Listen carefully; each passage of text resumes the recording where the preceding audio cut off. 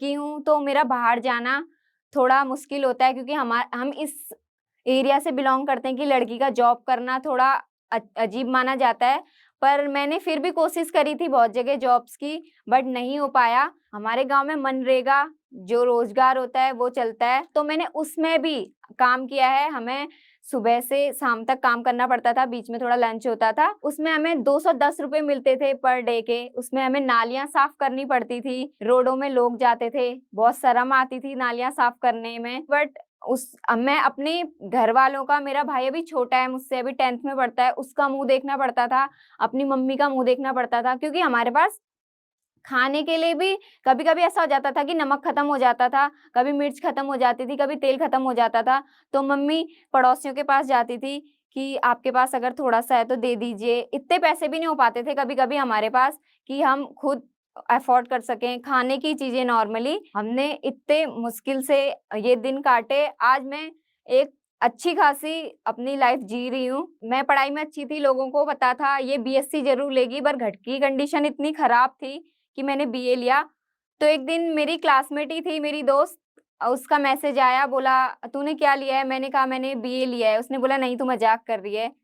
मैं पतली हूँ शरीर से और मेरी हाइट भी बहुत छोटी है। मुझे स्कूल में भी बहुत चिढ़ाया जाता था कि बौनी है, छोटी है हाइट में, ये सो करके। तो उसने मुझसे कहा कि एक तो तेरी हाइट छोटी है, ऊपर से तू पतली है, अगर तू बीए करेगी तो तुझसे शादी भी कौन करेगा? तुझे कौन अपना हमसफ़र बनाएगा? बट आज मैं इस स्टेज में हूँ कि लोग जो कहते थे कि तुझसे शादी कौन करेगा, आज वही लोग मुझसे कहते हैं कि तेरे लिए तो अब लड़कों की लाइन लग जाएगी। आप यकीन नहीं मानेंगे, मैंने शादियों में जाना तक छोड़ दिया था कि लोग मुझे ताना मारते हैं, मैं शादियों में नहीं जाऊँगी। मैं दुकानों में सामान लेने नहीं जाती थी, क्योंकि जो दुकानों में लोग बैठे रहते थे, वो भी मुझसे यही चीज़ बार-बार कहते थे। तो मैं बहुत होपलेस हो गई थी एक टाइम पे, इतना सेल्फ कॉन्फिडेंस इतना गिर गया था मेरा। फिर मैंने एक दिन सोचा कि नहीं, गरीब पैदा तो हो गए हैं बट कभी गरीब मरना नहीं है। ऐसा लाइफ में कुछ करना है, जिन्होंने आज मुझे ताने दिए हैं, जो आज मेरे को गालियाँ देते हैं, वो मेरे लिए तालियाँ बजाएँ। मेरा नालियों से, गालियों से तालियों तक का सफ़र करना है, मुझे ये तय करना है, ये मैंने मन में सोच लिया था। फिर मैंने सिलाई सीखी, मैंने सिलाई करी। मैं 110 रुपए में सूट सिला करती थी। ऐसा नहीं होता था कि रोज़ कपड़े आ रहे हैं सिलने के लिए, महीने में 1 आध आते थे, तो सोच लीजिए आप 100-200 रुपए बन पाते थे मेरे। फिर मैंने बोला कोई बात नहीं, यहाँ हार नहीं मानते, कुछ और ट्राई करते हैं। फिर मैंने बच्चों को कोचिंग पढ़ाना स्टार्ट किया। मैंने 150 रुपए में कोचिंग पढ़ाना स्टार्ट किया, बट वो भी लोगों को ज़्यादा लगता था। फिर मैंने बोला ऐसा कुछ तो करना है कि मेरी लाइफ़ चेंज हो जाए, जो आज मेरी मम्मी दूसरों से माँगने जाती है, वो कभी माँग ना पाए, हमें हाथ फैलाने की ज़रूरत ना पड़े। मैं अपनी मम्मी-पापा की दूसरी बेटी हूँ, तो जो मुझे प्यार मिलना चाहिए था, वो मुझे कभी मिला नहीं। और होता है ना हमारे समाज का कि तू लड़की है, तू कर ये काम, वो लड़का है, तेरा भाई लड़का है, वो क्यों करेगा? मुझे ये चीज़ भी, ये सोच भी बदलनी थी। तो एक दिन क्या हुआ, मेरे नाना जी, जिन्होंने मुझे फ़ोन प्रोवाइड कराया, तो मैंने 2020 में अपना यूट्यूब चैनल ओपन करा, बट मैंने उसमें कोई वीडियोज़ नहीं डाली। फिर मैंने सितंबर 2022 से वीडियोज़ डालना स्टार्ट करा, तो मैंने कम से कम ये अंदाज़ा लगाया था कि मेरे जनवरी 2023 में 1 के यानी 1000 सब्सक्राइबर कंप्लीट हो जाएँगे। बट मेरे न्यू ईयर में कम से कम 2 से लेके 3 मिलियन सब्सक्राइबर कंप्लीट हो चुके थे, और आज की डेट में जो आज आप वीडियो देख रहे हैं, आज हमारे चैनल में 4 मिलियन से भी ज़्यादा सब्सक्राइबर हो चुके हैं। आप लोग सोच रहे होंगे कि इसने इतने जल्दी 4 से 5 मंथ के बीच में ही इतने ज़्यादा सब्सक्राइबर कैसे कर लिए, बहुत ईज़ी रहा होगा, ये लक होगा, इसका किस्मत होगी, बट ऐसा नहीं है। इसके पीछे भी मेरी इतनी मेहनत रही है, इतना स्ट्रगल रहा है, आप लोगों को मैं बताऊँगी। मैं जब हमारे घर में खिड़की दरवाजे नहीं हुआ करते थे, बाहर का शोर आता था, बच्चे इतना हल्ला करते थे, गाड़ियाँ जा रही हैं, आ रही जा रही हैं, इतना शोर होता था, इतना हल्ला होता था। फिर मैंने सोचा नहीं, इस चीज़ में तो नहीं रुक सकते।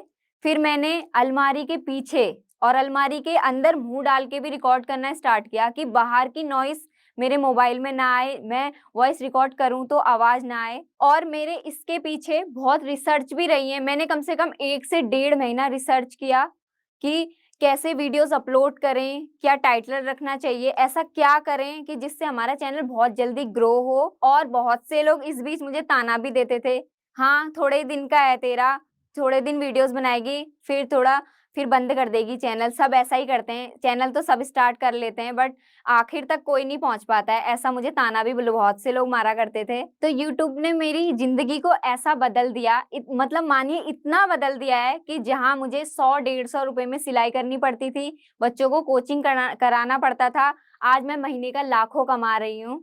और मैंने हाल ही में एक गाड़ी भी परचेज़ करी है। पहले हमारे घर में खिड़की दरवाजे नहीं हुआ करते थे।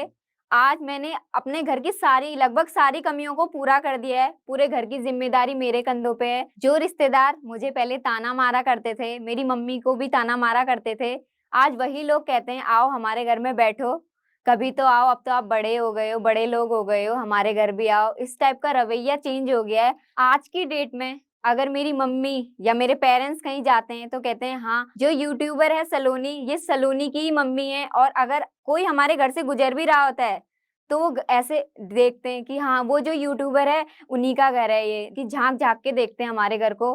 तो बहुत अच्छा लगता है कि मैंने अपने ड्रीम को अचीव कर लिया है। आज मेरे पेरेंट्स, उनको भी ये लगता है कि जिसको हमने लड़की को जन्म दिया, वो लड़कों से भी बड़ा काम कर रही है। मुझे अपने घर का बड़ा बेटा कहा जाता है आज। मुझे भी बहुत खुशी होती है और मेरे पेरेंट्स भी बहुत खुश रहते हैं कि हर जगह कोई भी मिल जाए तो कहते हैं बधाई हो, आपके दिन सुधर गए।